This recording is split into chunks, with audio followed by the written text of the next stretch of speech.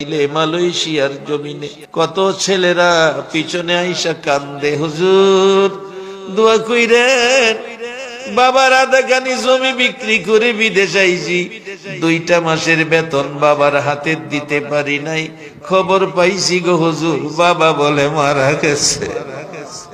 কত ছেলেরা কান্দে, হুজুর টাকার জন্য বিদেশ পইরা রইছি, মা মারা গেছে খবর পাইছি, জানাজায় যাইতে পারি না।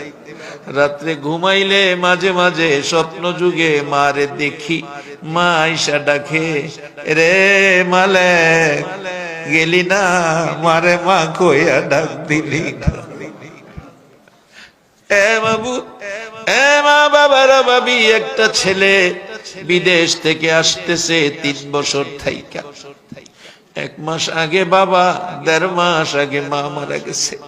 লোকেরা খবর দিল না, বাড়িতে তো আসতেই আছে।